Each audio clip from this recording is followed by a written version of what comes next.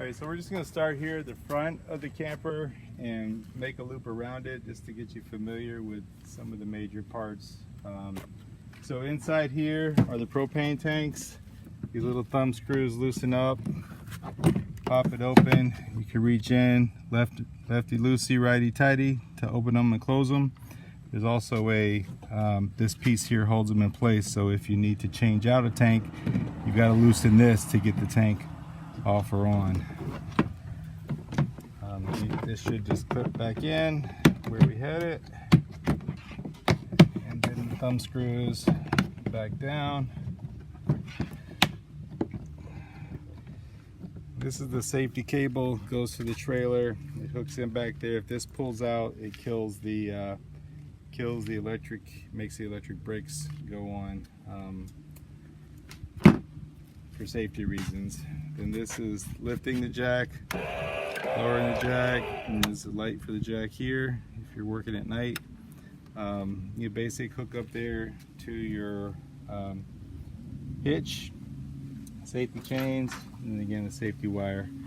Coming around this way, you see right in here, you got the battery, and then here's a 40 amp fuse, and then you can see the electrical, see the 40 amp fuse, thank you, and then there's the battery. Keep moving around this way, got a storage container. Your basic way they move, we've got the keys marked left and right, so driver's side would be left. So, and then you got the thumb switch, opens up that way, and then that's how it holds there. You can see we've got the water and the electrical hookup stuff on this side. Other side works the same way. So just close that back up.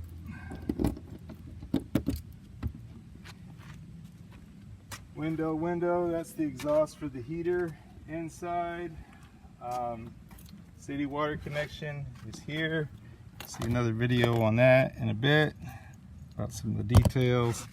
This is for the storage tank. You fill it there, the water tank. If you're going to travel with water, use that.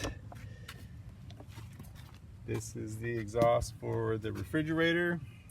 You can run the refrigerator both via propane, which comes up front, and electric. And if you're gonna have the refrigerator going, it's good to fill it up or start it the night before on the propane. And there's the electrical outlet. Video on the gray tank and the black tank forthcoming. You don't need to worry about these. That's more for when we're winterizing the camper. And here is the sewage pipe. More video on that. Of course, the spare. Back here is the hot water heater. You shouldn't need to go in there. It comes on automatically as long as everything's working the way it's supposed to. Heats with propane.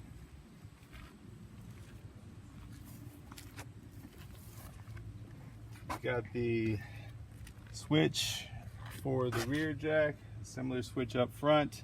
Those can also be operated with the remote that we have inside, and around on the other side there's a 15/16 nut on the shaft as well. You can drive it manually if you need to. Right now the switches aren't working. Hopefully we need a new part, so have to use the remote, which is great, or the manual jack. Here's the awning. Switch for that's inside, also on a remote.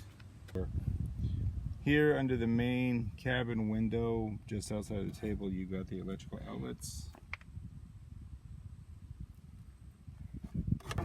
So you got to pull the whole thing out and then flip over. Putting it back up, same.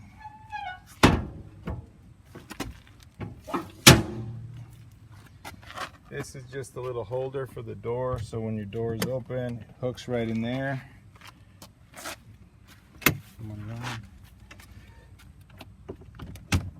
That'll keep it from getting blown around in the wind too much, and the screen does separate.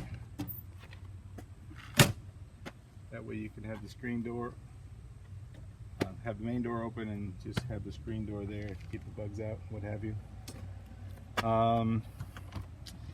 Mentioned the second storage area here on this side, and the switch for the front stabilizer.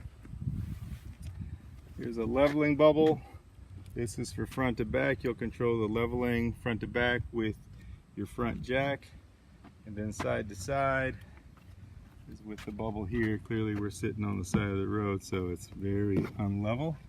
But use boards or the leveling blocks that we've got listed in the inventory to help you get that level.